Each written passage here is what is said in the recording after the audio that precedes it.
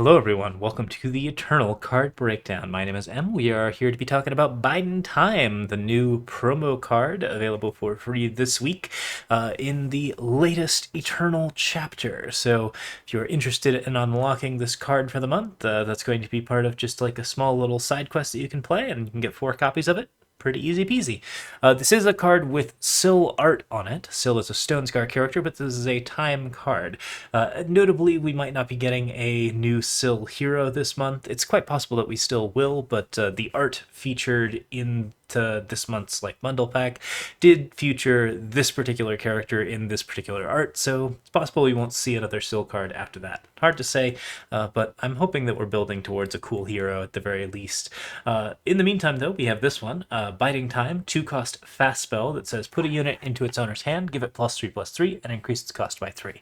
I really kind of want to coin some sort of term for cards that are modular but also kind of bad on both sides. Like, this card can be played on both enemy and allied units, and it provides disadvantages and advantages for both. In both circumstances, I think that the card's cost and the prerequisite of having to hold the card up consistently is too much of a disadvantage on both sides. But let's talk a little bit about what's going on with either side. So first off, this card can be used aggressively. You can use it to bounce your opponent's units and basically increase their cost so that they can't be played effectively.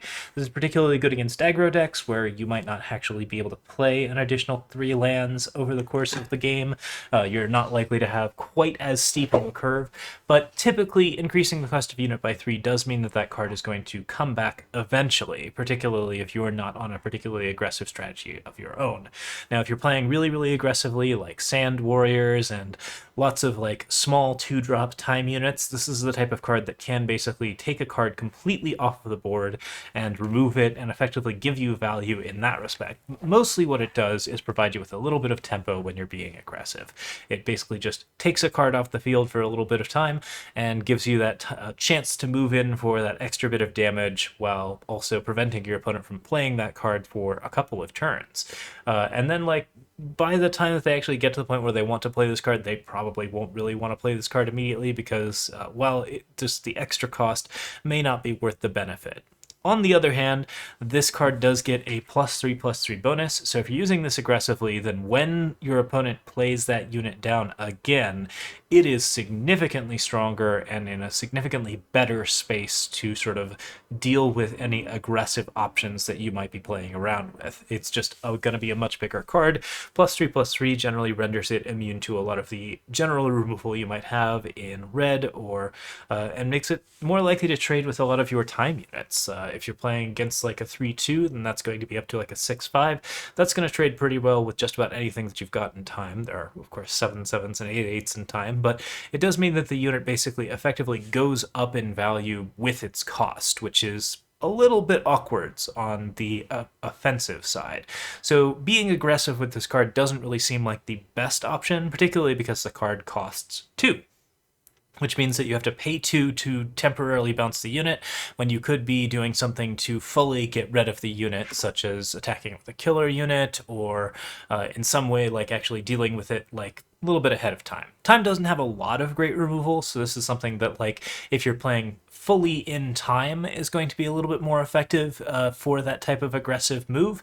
But if you're playing in Xenon or in basically Praxis, any other colors where you actually have access to other forms of removal, Biding Time really loses a lot of value as an aggressive option, which is fairly important. On defense, this card looks a little bit better. While it does increase the cost of the card that you're playing by 3, in a time deck, you're generally going to have a pretty good curve. Time really sort of fits pretty well into mid-range, so saving an early 2-drop or even a late 5-drop with this type of setup means that you're probably going to be able to play that card again with a pretty significant strength bonus. And with that extra bonus, that card's going to trade a lot better. It's going to be just a generally more effective option on the defensive end, and should be pretty good. Like, imagine saving a Sandstorm Titan with an Annihilate here. That basically puts this thing up to an 8-9, which then renders it completely immune to pretty much anything that fire can do against a card like that. Normally, the solution to a Sandstorm Titan would be like an Obliterate or some sort of like fairly high damage card. This just like basically completely puts it out of that range. And then, if you're repeatedly playing the card, then you get significant benefits from other effects as well, such as mainly killer. If you have like a small killer unit that you've just used to clear some sort of 2/2, and then your opponent tries to get rid of the card to sort of clear it, and you bring it back into your hand, then you can play it back down as a 5/5 or so on and so forth.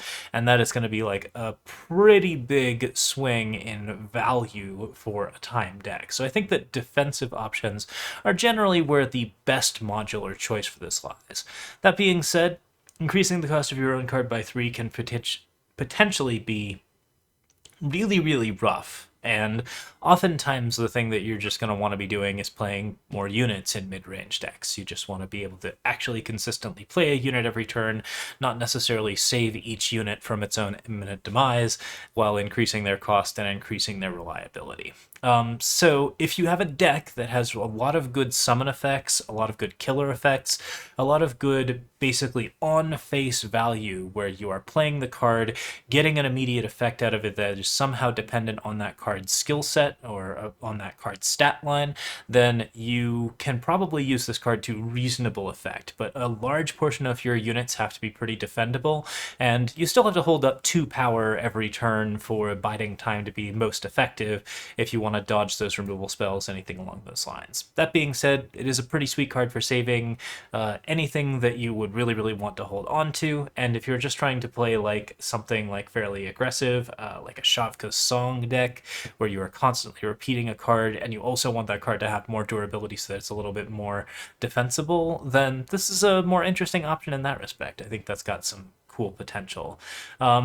There's not really much you can do to play with the increase in cost. Increasing cost doesn't really do anything on your end, and on the opponent's end, it does slow the cards down, but I think that it's just not really going to be quite as good.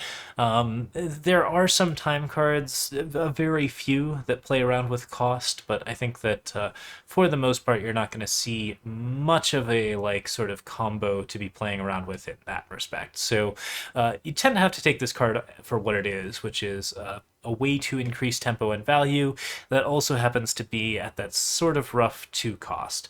I think in general, teleport effects at 2 just don't usually have a lot of strength. Biding time has a lot of good things going for it to fix that problem, namely being used as a defensive option. But I think the thing I'd probably compare it with right now is something like Safe Return, the Combre 1-cost card that gives +1/+1 to a card when you bounce it back to your hand defensively. That card sees a little bit of play. It's reasonably useful, but like comparing biding time to that, you're not really able to use it as defensively because of the increased cost. The +3/+3 is not that huge of an advantage considering that you are increasing the cost by 3. And when you're using it offensively, while it does make your opponent's card really inefficient, like generally you would not pay 3 additional for a +3/+3 bonus to stats, that doesn't mean that the card isn't still going to be a real problem for you in terms of like overall value later on. So as a modular card, I think this does fail a little bit on both ends. I think that it's just giving your opponent a little bit too much to do later on with the card because you're spending an entire card to actually get rid of a unit, and then it does come back and is even harder to deal with. Whereas on the defensive side, like, it's the opposite problem. It's not a matter of like actually getting value because you're losing value by spending the card to bounce your unit. And while you can do some stuff to actually like say dodge a removal spell and get that extra bonus, that isn't a significant enough change up in your overall value to justify running this card over basically just another 4-drop unit. That's my general thought on it. I think that Obviously, there are some cool options for combos. I really like recursive advantage cards in general, where basically you are changing the text of a card in order to make the card more useful. And Biding Time definitely falls into that sort of line where you are actually making a bigger unit, and that is the one sort of area that I think is really worth exploring with this card. But beyond that, I don't know. I think it's pretty inefficient. I think it's going to be fairly bad for you on either side, and choosing which side to use and when to use which side means that you're probably going to be stuck in a position where Biding Time is in your hand most of the game and not actually being particularly useful until much, much later in the game when you might perhaps have already been in a position to win it. So that's my thought on Biding Time. It's a pretty cool promo in some other respects. It definitely explores some new space. It's got cool art. I think Syl is an interesting character to be exploring, and I'm curious to see a little bit more of her story. We're all looking forward to seeing, I think, this sort of like cabal upheaval thing, and yeah, we'll see how that goes. But in the meantime, this card's a little bit mediocre. It's mostly just exciting as a new, unusual time tool to make big, scary units with killer and play around a little bit with just sort of some good, like, limited fun. Honestly, I think I would really, really like this card in a limited or draft format.